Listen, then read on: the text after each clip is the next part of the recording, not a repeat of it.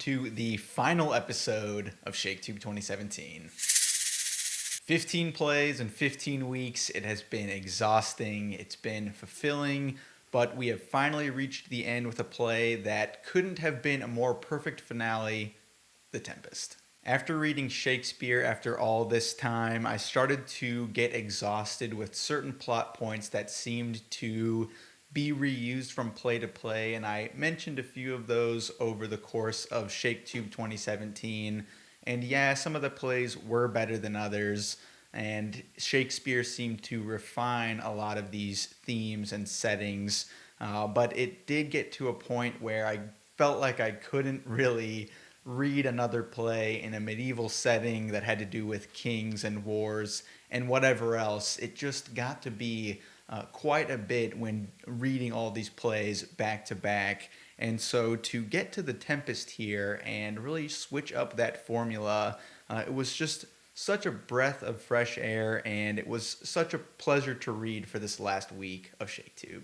Yes, there was royalty involved in this play, but there was so much more focus on the magic on this island that everybody was shipwrecked onto. I thought that setting really added a new spice to Shakespeare's plays, and you could kind of feel it right when the ship reached the island. In a way, it had that exotic, mystical vibe, the same way that A Midsummer Night's Dream did with the forest, but here it kind of felt like it was more realized. I think with A Midsummer Night's Dream, I was enthralled with the setting there and the atmosphere of that forest, but here I think the arc played out perfectly because there wasn't these bookends that were as important.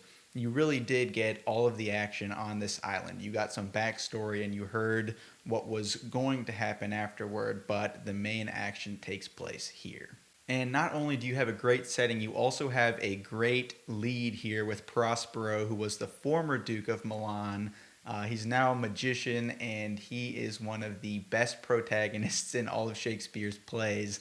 And I don't know if I'm going to stick by this for sure, but I know that when I read Othello, I had said that Iago was one of the best villains and maybe didn't deserve to be in a play like that. I don't feel as bad about The Tempest. I think that Prospero is one of the best protagonists in all of Shakespeare's plays and maybe could get utilized in something that is a little more meaty, but he did fit in here so well, but maybe there was more potential there. Regardless, with him included here, he does raise this play up to a whole nother level. You can tell that he has total control over the events that are taking place over the course of this play. And I loved that he was just kind of playing chess with everybody, and there were moments where even when he let his guard down a little bit and had some panicked moments, he still was able to realize that somebody's plotting to kill me. Better go take care of that really quickly and then get back to business. I thought that was just so funny to see him really have all of that control here, and he wasn't malicious about it either, which made it that much more satisfying. That was one of the main problems I had with A Midsummer Night's Dream. You got to the end and some of the spells were lifted, but there was a case where one of the relationships that was crafted using magic wasn't resolved. I think there was still some magic involved in that relationship, and so you didn't know that it was going to be a truly happy ending for those characters. But here at the end, Prospero does lift these spells, even on his servant Ariel, who is a great character.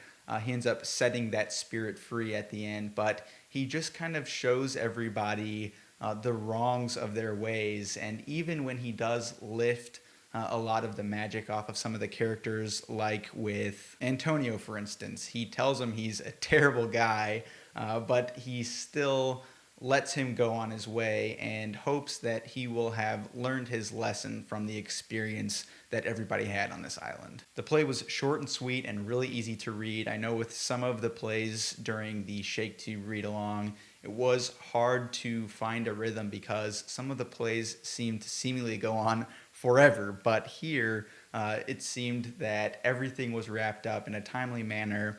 In fact, in this edition, I could tell right when I got it in the mail, I felt that this was a thinner play overall, and I think that it worked to the Tempest's benefit here. I think sometimes brevity is more powerful. I know some of the plays made it work with their length, like with Hamlet. That's one of the longest plays Shakespeare wrote, but that is one of his best plays overall. That's not quite the case with a lot of his other longer plays, and so it was quite enjoyable to have something so short here and still have a satisfying story overall. Like I said, The Tempest was the perfect finale for ShakeTube 2017. You get to the epilogue and you have Prospero on stage, who again is an incredible character, and he has just given up his magic and all he asks for is applause. And I couldn't help but close this play and really feel a sense of finality for this read-along, and I couldn't have asked for anything better. And with that final applause, that's it. We're done with ShakeTube 2017, 15 plays. It's just so crazy to think that when we started this thing, it was August, it was still hot outside, and here we are at the end of the year. I thought it was a great read-along. I'm excited to see if there's going to be any developments for next year, if there's going to be a ShakeTube 2018.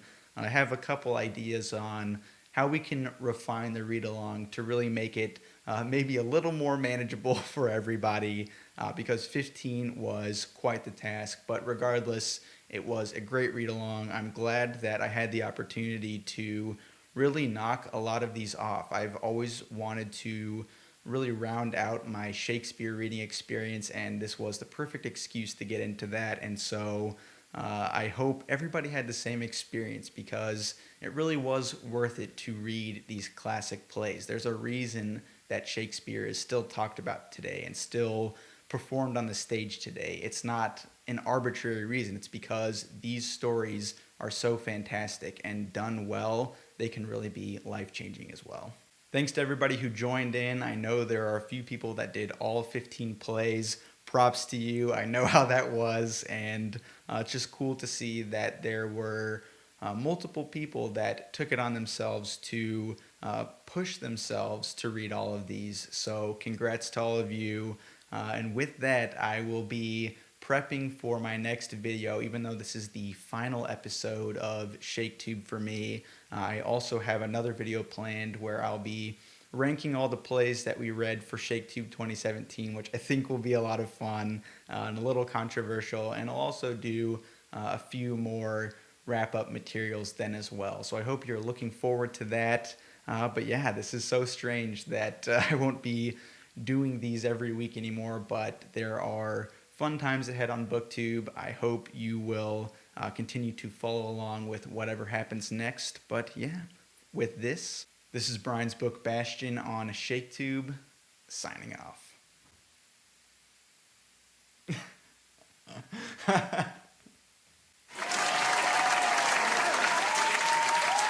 Signing off.